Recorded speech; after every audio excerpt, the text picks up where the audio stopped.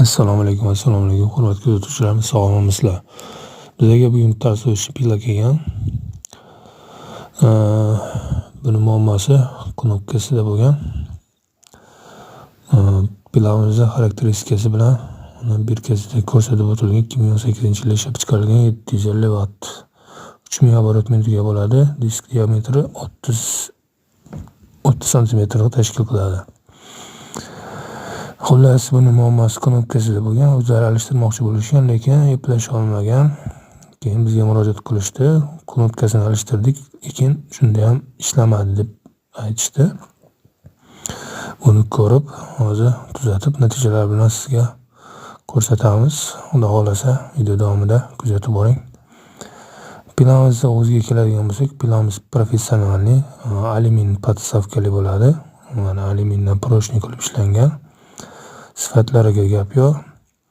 Bularni plastik turlari ham bor. Ular professional emas, professional ishlatishga bo'lmaydi.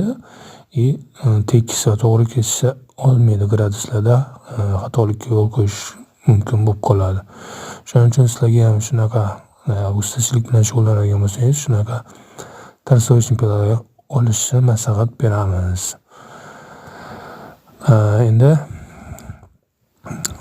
buni tuzatib, natijalar bilan sizga ko'rsatamiz video davomida. Mana pilamizni tuzatib bo'ldik, knopkasini joyiga o'rnatdik. Pilamiz muammosi aslida knopkasida bo'lmagan, obmotkada bo'lgan. Bular knopka deb o'ylashib, knopkani alishtirishgan yangisiga. Lekin o'zi aslida obmotkani ichida bo'lgan. Buni obmotkasini ichida 4 ta sim chiqqan bo'ladi. O'sha bitta simini kontagi slabý kontakt bo'lib qo'ygan, ya'ni ichida slabý kontakt bo'lib uzilishga moyil bo'lib turgan. Biz o'shani ochib, ichidan tuzatib oldik.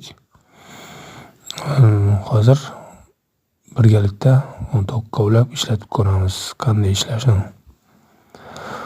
Tokkovladik, endi knopkasini yoqib ishlatamiz. Ketdik. Ishlayapti, hammasi chotki. Ishonch hosil qilish uchun 3-4 marotaba yoqib, o'chirib ishlatib ko'ramiz shunaqa. Hammasi joy-joyida ishlayapti, xudo xolasa.